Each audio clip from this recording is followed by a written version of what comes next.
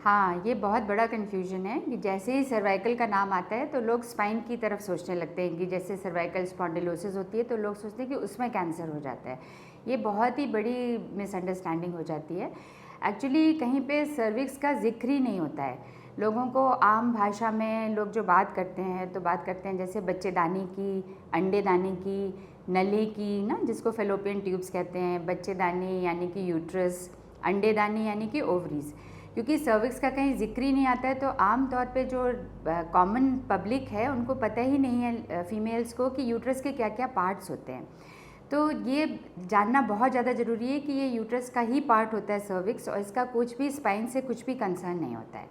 तो आपको एक्सप्लेन करने के लिए एक यहाँ पे ये मॉडल है। जैसे अगर मान लीजिए एक लेडी ऐसे सीधे खड़ी हुई है तो उसको अगर हम ऐसे सेक्शन को कट करेंगे तो किस तरह से हमें वो अंदर दिखाई पड़ेगा।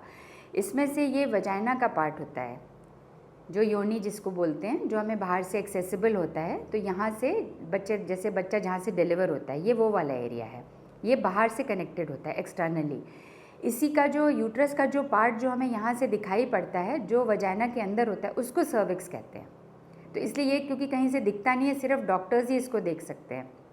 आप खुद महसूस कर सकते हैं, अगर कोई यहाँ से मान लीजिए फिंगर से अगर मान लीजिए डालेंगे अंदर तो वो फील होने लगेगा। बट कई लोग डरते हैं, कंफर्टेबल नहीं होते हैं, तो वो फील नहीं कर सकते उस चीज़ को।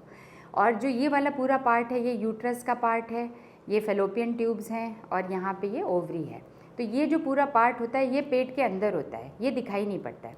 सिर्फ छोटा सा पार्ट जो यूट्रस का, जिसको यूट्रस का आप मुंह बोल सकते हैं, जब बच्चा पैदा होता है तो ये जो बच्चेदानी का मुंह खुलना शुरू होता है, वहाँ से बच्चा पैदा होता है। तो जो वो वाला पार्ट है वो सर्विक्स है। तो एक तो सबसे पहले ये बहुत ज़रूरी है कि सब लोगों को ये समझ में आए कि सर्विक्स कौन सा पार्ट है। और ये जो सर्विक्स का जो पार्ट होता है, सिर्फ इसी को हम बाहर से देख सकते हैं, जो डॉक्टर्स हैं वो एग्जामिन कर सकते हैं। बाकी जो यूट्रस का पार्ट होता है वो सिर्फ अल्ट्रासाउंड में विजिबल होता है, अल्ट्रासाउंड में देख सकते हैं, या फिर जब हम लोग ऑपरेशन करते हैं तब खोल के दूरबीन से या उस तरह से देख सकते हैं। सर्वाइकल कैंसर, तो जैसे कैंसर के रीजंस होते हैं, तो इसमें ये एक वायरस इन्फेक्शन से कनेक्टेड होता है। जो वायरस होता है उसको बोलते हैं ह्यूमन पेपिलोमा वायरस। तो ये कई तरह के वायरस होते हैं, बहुत सारे वायरस होते हैं। इसमें से 4 कॉमन वायरसेस होते हैं, 6, 11, 16, 18।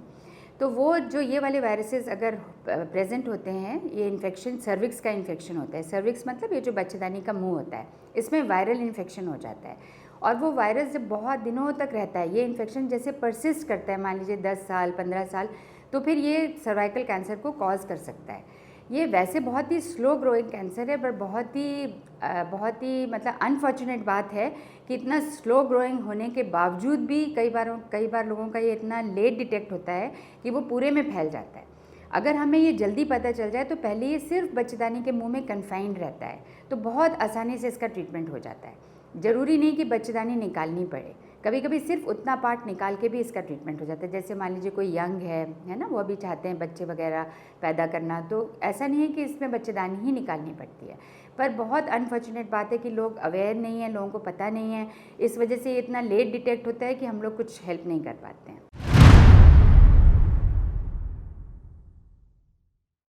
जो इसका सबसे जो ज़रूरी बात है, जो ध्यान में रखना चाहिए कि अगर कभी भी किसी भी प्रकार की एक इरेगुलर ब्लीडिंग हो, जैसे एक होता है ना कि आपको पीरियड आया है ना, 1 महीने के बाद पीरियड आया, या मान लीजिए 40 दिन के बाद आया, पर मान लीजिए बीच बीच में ब्लीडिंग हो रहा है, स्पेशली जैसे जब आपने इंटरकोर्स किया उसके बाद अगर ब्लीडिंग आ रही है, तो ये बहुत ही वार्निंग सिग्नल है अगर इंटरकोर्स के बाद ब्लीडिंग आ रही है।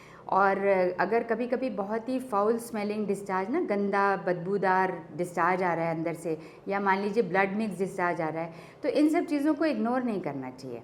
ये बहुत ही सिंपल होता है। आप किसी भी गायनेकोलॉजिस्ट के पास जाइए, वो एग्जामिन करेंगे, वो टेस्ट करेंगे और आपको बता देंगे कि ये सिंपल इन्फेक्शन है या इसमें उन्हें कोई डाउट लग रहा है। इसमें बिल्कुल कोई भी डरने की ज़रूरत नहीं है, ये बहुत सिंपल एग्जामिनेशन होता है।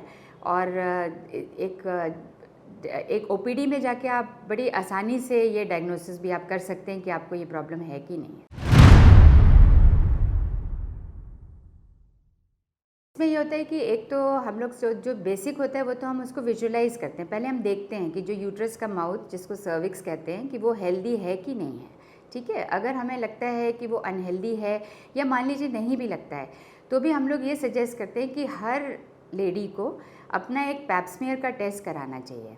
तो अगर एक बार पैप्समियर टेस्ट बहुत सिंपल टेस्ट होता है, एक ब्रश होता है, उसको हम जैसे देखते हैं सर्विक्स को वजाइना के थ्रू देख के, और वो ब्रश से जैसे वो सेल्स को ब्रश कर लेते हैं। मतलब ऐसा भी नहीं कि हमें कोई उसमें कट लगाना है या स्टिच लगाना है, ऐसा कुछ भी नहीं है।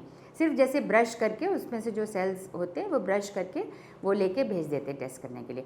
तो पैप्समियर टेस्ट अगर एक बार जैसे आपका पैप्समियर टेस्ट हमने किया और वो अगर नॉर्मल आ गया, तो आपको 3 साल के बाद ही रिपीट कराने की ज़रूरत होती है। ऐसा नहीं कि आपको हर साल कराना है। और अगर आपने पैप्समियर के साथ में HPV टेस्ट, जो वायरस के लिए टेस्ट होता है, वो भी सेम टेस्ट होता है, उसी तरीके से वो भी उसी में दोनों टेस्ट हो जाते हैं, पैप्समियर प्लस HPV टेस्ट उसको बोलते हैं।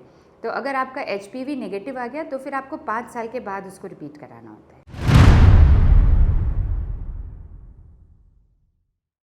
अभी तो थोड़ा अवेयरनेस आ गई है, इसके लिए एक वैक्सीनेशन है for cervical cancer, and which is वो बहुत ही अच्छी बात है कि वैक्सीनेशन आ गया है और उससे वो प्रिवेंटेबल है। तो ये बहुत बड़ी बात है कि कैंसर का वैक्सीनेशन अवेलेबल है और लोगों को सबको लगाना चाहिए। तो अभी क्योंकि लोगों को अवेयरनेस ही नहीं है, तो लोग सोचते हैं हम क्यों लगवाएं, हमें कुछ नुकसान हो जाएगा लगवाने से। इसका कोई भी साइड इफ़ेक्ट नहीं है। अभी तो गवर्नमेंट ने भी कोशिश करी है कि वो अपने वैक्सीनेशन प्रोग्राम में भी उसको इंक्लूड करने की कोशिश कर रहे हैं। तो ये हर लड़की को 9 साल से लगवा सकते हैं, 9 ईयर्स ऑनवर्ड्स, और ये 45 ईयर्स तक लगवा सकते हैं। अब लोग ये सोचते हैं ना कि अभी तो हम तो मैरिड हैं, बहुत साल हो गए, हमें ज़रूरत नहीं है। ऐसा नहीं है, आप 45 ईयर्स तक लगवा सकते हैं वैक्सीनेशन को। और 9 ईयर्स से शुरू करते हैं हम लोग अब वैक्सीनेशन। पहले 2 डोजेज़ में लगता है और 14 ईयर्स के बाद 3 डोजेज़ लगते हैं इसके। इसका कोई साइड इफ़ेक्ट नहीं है और बहुत अच्छे रिजल्ट्स हैं। मल्टीपल पार्टनर्स की वजह से तो ये ज़्यादा कॉमन है एक्चुअली। मल्टीपल पार्टनर्स की वजह से ये ज़्यादा कॉमनली होता है। HPV इन्फेक्शन हो जाता है और उसकी वजह से सर्वाइकल कैंसर हो जाता है। पर ऐसा नहीं कि अगर सिंगल पार्टनर है तो भी कभी कभी हो जाता है। जो भी पर्सन सेक्सुअली एक्टिव है उसको कभी ना कभी लाइफ में HPV इन्फेक्शन हो सकता है। खाली यही नहीं कि सेक्सुअली ट्रांसमिटेड है तो ये सेक्सुअली ट्रांसमिटेड ही, लेकिन कभी भी किसी भी रीज़न से हो जाता है। तो अगर हो जाता है कभी कभी ये अपने आप ठीक भी हो जाते हैं। ऐसा नहीं कि हर HPV इन्फेक्शन सर्वाइकल कैंसर को कॉज करेगा, ऐसा नहीं है। बॉडी अपने आप उसको कंट्रोल कर लेती है, लेकिन वैक्सीनेशन मस्ट है। क्योंकि ऐसा रिस्क क्यों लेना, जो प्रिवेंटेबल है चीज़ उसके लिए तो नहीं करना चाहिए।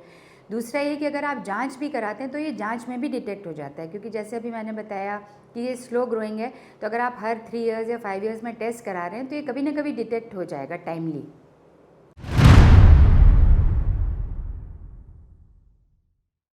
ऐसे ही होता है कि सभी चीज़ें जैसे स्मोकिंग है, ओबेसिटी है ना, लाइफस्टाइल रिलेटेड है, तो कैंसर्स नेचुरली सब चीज़ें कैंसर को प्रमोट करती हैं। लेकिन सिर्फ इसको करने से वो कैंसर प्रिवेंट हो जाएगा ऐसा नहीं है, क्योंकि ये एक वायरस कॉज करता है इस कैंसर को। तो इसलिए उस वायरस को के अगेंस्ट आपकी बॉडी के अंदर एंटीबॉडीज़ होनी चाहिए।